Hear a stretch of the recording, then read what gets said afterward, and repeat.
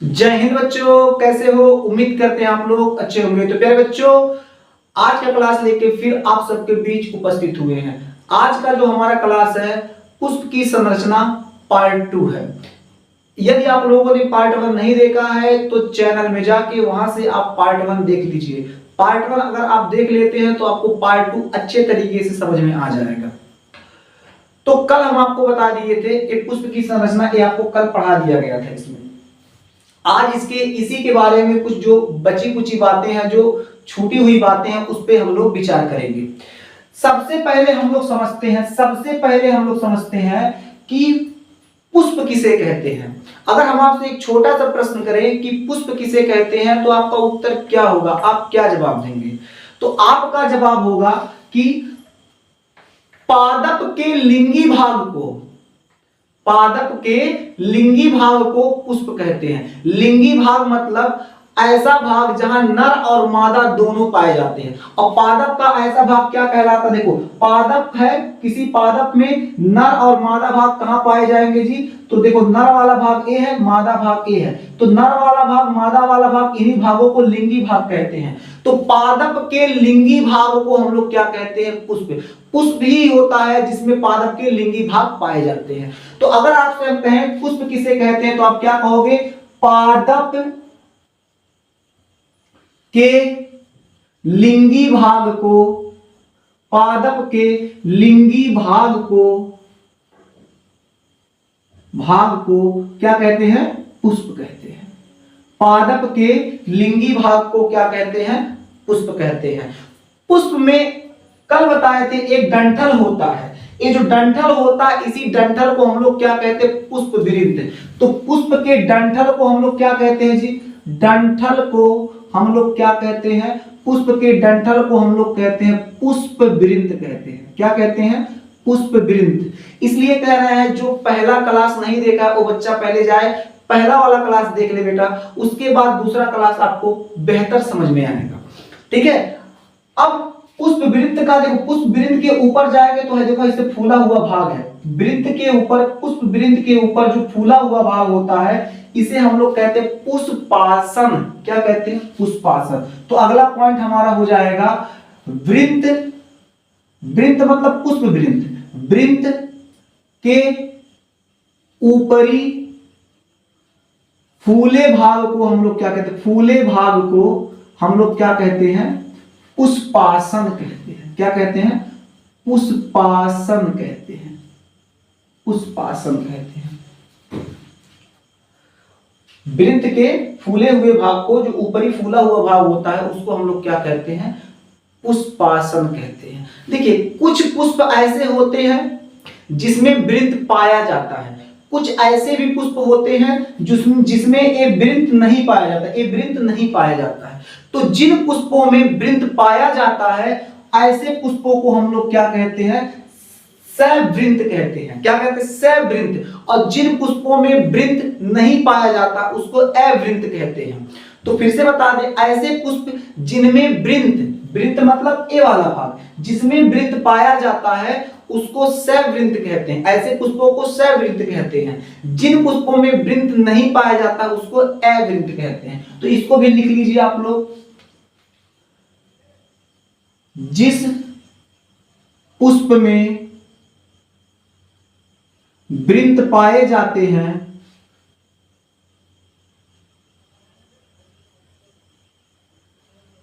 उसे हम लोग क्या कहते हैं? सवृत्त कहते हैं। और जिस पुष्प में वृत्त नहीं पाए जाते हैं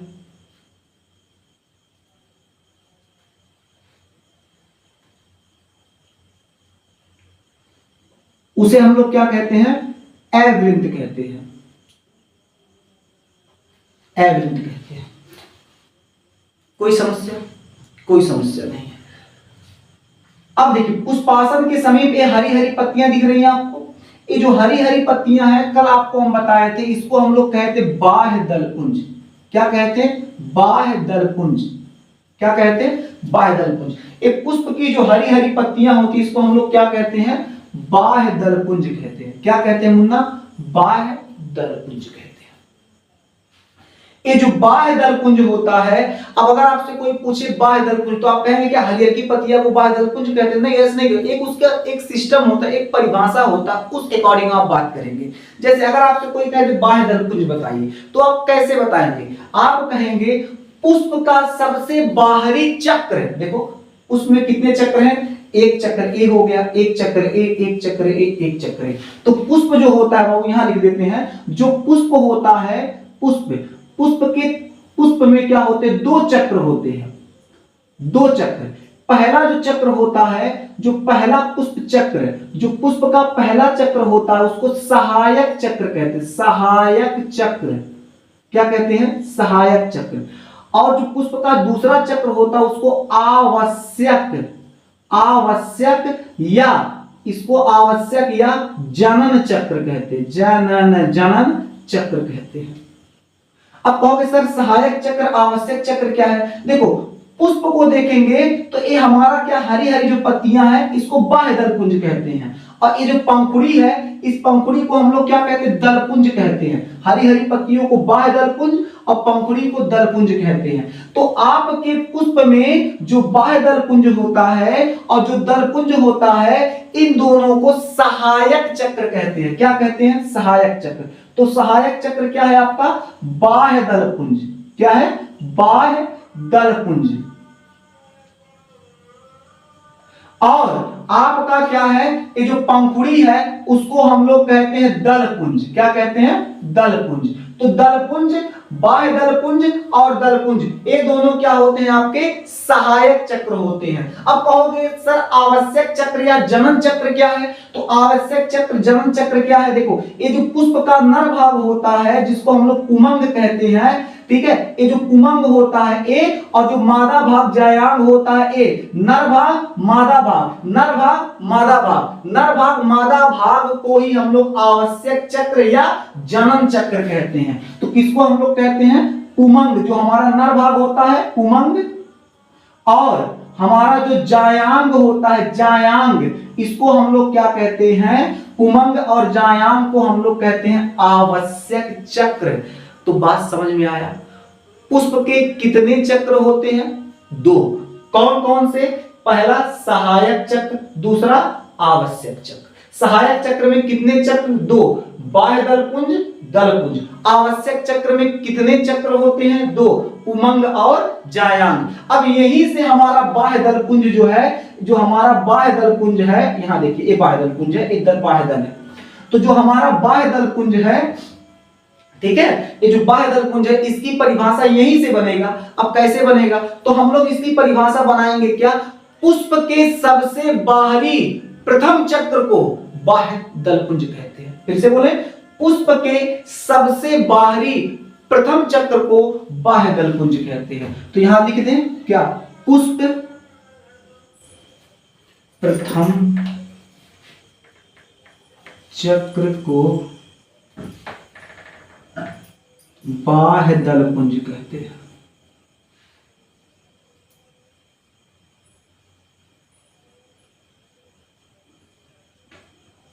क्या?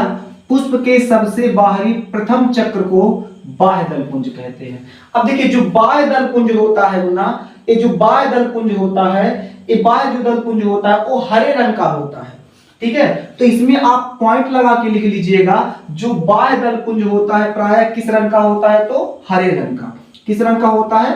हरे रंग का होता है, ठीक है। दूसरी बात यह है, जो बाह्य दलपुंज होता है जब पुष्प कलिकावस्था में होता है तो क्या करता है? प्रकाश संश्लेषण के द्वारा भोजन बनाता है। किसके द्वारा?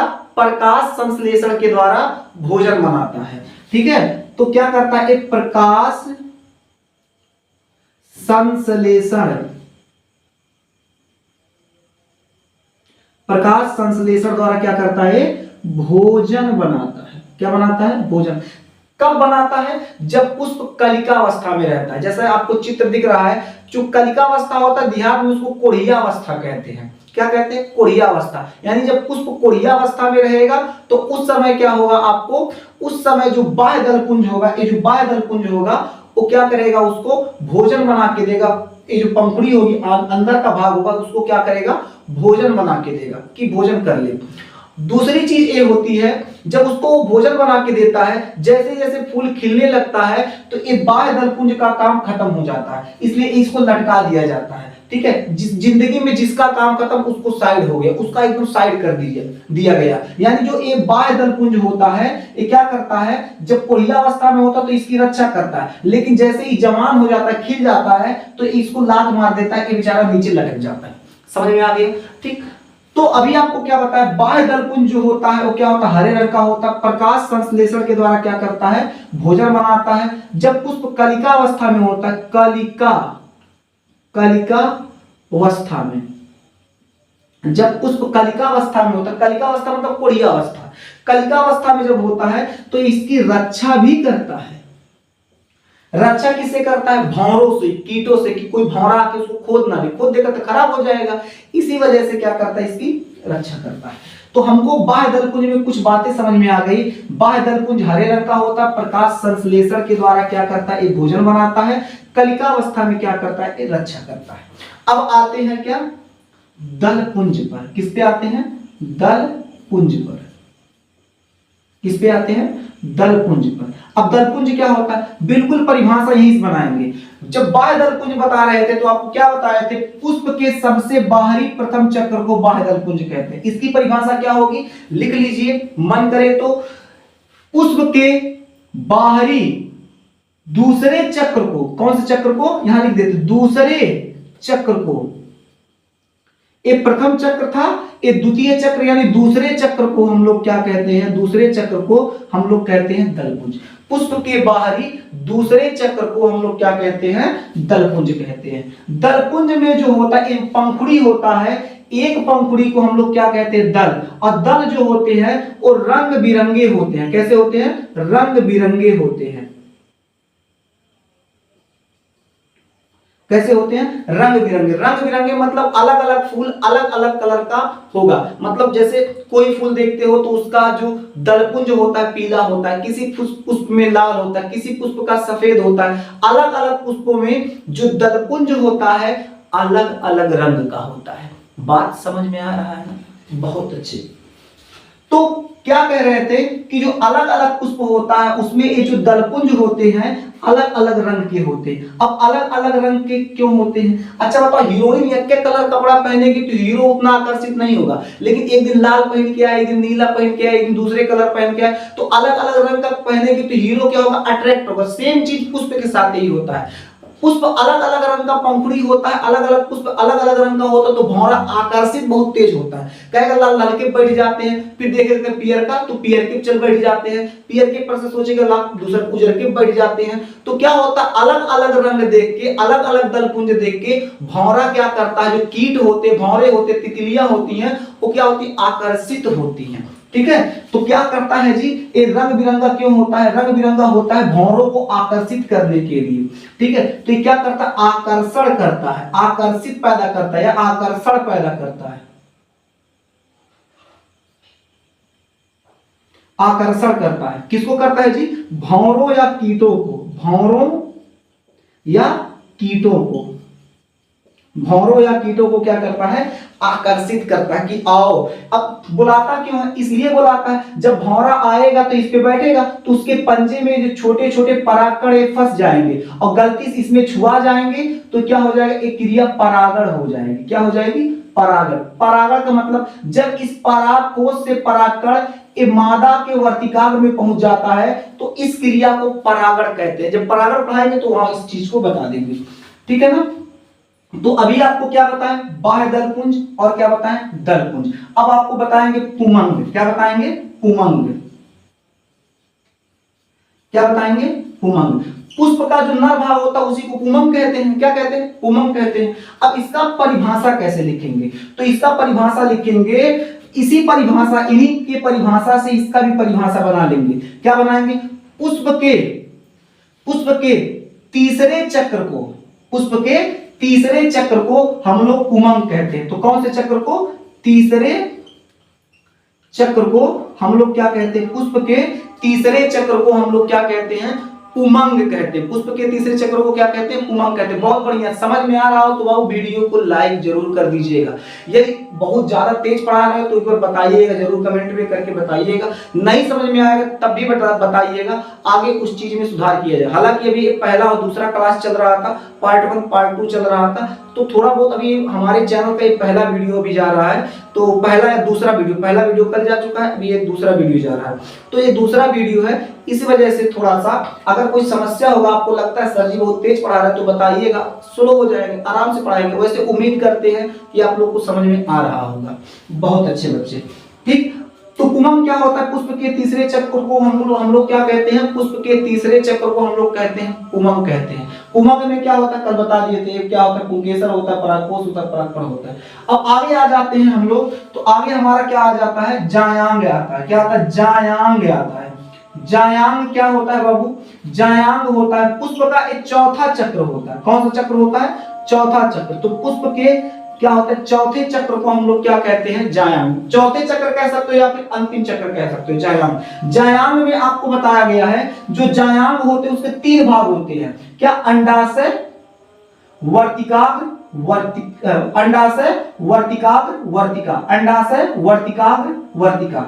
अब जो जायांग होता है, यहां लगा देते हैं, लिख देते हैं, जायांग होता है, इसमें सबसे पहले हम लोग पढ़ लेते हैं अंडाशय। क्या पढ़ते हैं? अंडाशय। अंडाशय में क्या होता है? ये देखो, पुष्प का एक भाग जो होता है इसको अंडाशय कहते हैं। यहाँ क्या होता है? इसके अंदर बीजांड पाया जाता है। क्या पाया जाता है? बीजांड पाया जाता है। पुष्प के अंडाशय में क्या पाया जाता है? बीजांड। ये क्या है? ये बीजांड है सब।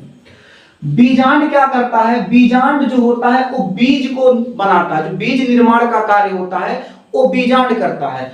और जो इसका अंडाशय होता है ये फूल कर आगे चल के क्या करता है? फल बनाता है। तो इस बात को जरूर याद रखिएगा कि जो अंडाशय होता है वो फल बनाता है, और इसमें जो बीजांड होता है वो क्या बनाता है? बीज बनाता है। पुष्प का जो ऊपर का भाग है, जिसको हम लोग क्या कहते हैं? वर्तिकाग्र कहते हैं। वर्तिकाग्र। जो पुष्प का ऊपर का भाग होता है जिसको हम लोग वर्तिकाग्र कहते हैं। क्या कहते हैं? वर्तिकाग्र। एक इसकी परिभाषा कैसे लिखेंगे, या इसकी अगर इसके बारे में पूछा है तो कैसे बताएंगे? तो बताएंगे अंडाशय के विपरीत या अंडाशय का ऊपरी भाग, विपरीत कहिए या ऊपरी भाग कहिए, अंडाशय का ऊपरी भाग छत्रनुमा, यानी अंडाशय के ऊपरी छत्रनुमा भाग को हम लोग क्या कहते हैं? वर्तिकाग्र कहते हैं। और अंडाशय, अब कहोगे सर जी वर्तिकाग्र, वर्तिका क्या होता है? वर्तिका, तो आप वर्तिका में क्या बताएंगे? वर्तिकाग्र तथा अंडाशय के मध्य, वर्तिकाग्र तथा अंडाशय के मध्य खोखली बेलनाकार संरचना को वर्तिका कहते हैं। क्या कहते हैं? वर्तिका कहते हैं। फिर से, वर्तिकाग्र अंडाशय के मध्य खोखली बेलनाकार संरचना को हम लोग क्या कहते हैं? वर्तिका कहते हैं। क्या कहते हैं? वर्तिका। और इसमें एक आध बात थोड़ा सा और जान लीजिए, जैसे जो पुष्प होता है, पुष्प 2 प्रकार के होते हैं। जननांगों के आधार पे, ऐसे सुन लीजिए, जननांगों के आधार पर पुष्प 2 प्रकार के होते हैं। पहला होता है एक लिंगी पुष्प, दूसरा होता है द्विलिंगी या उभयलिंगी। कुछ लोग द्विलिंगी पुष्प कहते हैं, कुछ लोग उभयलिंगी पुष्प कहते हैं। एक लिंगी पुष्प एक हो गया, अलग हो गया, द्विलिंगी या उभयलिंगी पुष्प अलग हो गया। अब कहोगे सर एक लिंगी पुष्प क्या होता है? ऐसा पुष्प जिसमें नर और मादा भाग में से केवल एक ही भाग उपस्थित हो, ऐसे पुष्प को हम लोग क्या कहते हैं? एक लिंगी। जैसे एक कोई पुष्प है, इसमें नर और मादा दोनों भाग है, देखो ये नर वाला भाग है, ये मादा भाग है, लेकिन ऐसा पुष्प जिसमें चाहे नर वाला भाग हो तो मादा ना हो, या मादा वाला भाग हो तो नर वाला भाग ना हो, यानी ऐसा पुष्प जिसमें नर या मादा भाग में से केवल एक भाग ही उपस्थित होते हैं, उसको हम लोग क्या कहते हैं? ऐसे पुष्प को हम लोग एक लिंगी पुष्प कहते हैं। और वे पुष्प जिसमें नर और मादा दोनों भाग उपस्थित होते हैं उसे हम लोग क्या कहते हैं? उभयलिंगी पुष्प कहते हैं। इसमें देखो नर वाला भाग भी उपस्थित है, मादा वाला भाग, नर वाला भाग पुमंग, मादा वाला भाग जायांग। ठीक, तो जायांग और पुमंग दोनों स्थित है, तो उसको हम लोग द्विलिंगी कहेंगे। तो एक लिंगी द्विलिंगी यानी पुष्प के प्रकार समझ गए। पुष्प कितने प्रकार के होते हैं? द्विलिंगी पुष्प 2 प्रकार के होते हैं, एक लिंगी पुष्प और उभयलिंगी पुष्प। अब कहोगे सर एक लिंगी पुष्प का कोई एक आध एग्जांपल बताओ, तो एक लिंगी पुष्प का सबसे अच्छा एग्जांपल है पपीता। पपीता एक लिंगी पुष्प होता है। इसके अलावा तरबूज जो होता है वो भी एक लिंगी पुष्प होता है। कहोगे सर उभयलिंगी या द्विलिंगी पुष्प कौन होते हैं? तो उभयलिंगी और द्विलिंगी पुष्प आपके क्या हो जाते हैं? सरसों हो जाता है। सरसों जो होता है वो उभयलिंगी या द्विलिंगी पुष्प होता है, और गुड़हल जो आपका हो जाता है वो भी उभयलिंगी या द्विलिंगी पुष्प होता है। उम्मीद करते हैं आपको ये पूरा क्लास अच्छे से समझ में आया होगा। यदि अच्छे से समझ में आया हो तो कमेंट में अपना राय जरूर दीजिए। यदि किसी प्रकार की समस्या होता है तो पुनः कहते हैं, फिर से एक बार कह रहे हैं, आप कमेंट में जरूर बताइएगा। अभी हमारा एक पहला या दूसरा वीडियो है, पहला वीडियो पार्ट 1 पढ़ चुका है, ये दूसरा वीडियो है। तो जो समस्याएं होंगी, आपको हमारी आवाज में कोई समस्या हो, आवाज फंस के जा रहा हो, या बहुत तेज पढ़ा रहे हो, या बोर्ड पे स्पष्ट नहीं दिख रहा हो, तो कोई समस्या होता है तो आप कमेंट में एक बार जरूर लिख के बताइएगा। उसको हम आपके कमेंट को अच्छे तरीके से पढ़ेंगे, उसके बाद फिर उस पर अपना विचार देंगे। ठीक है, आज का क्लास यही समाप्त करते हैं। अगला क्लास हम फिर लेके आएंगे अगले दिन। तब तक के लिए जय हिंद।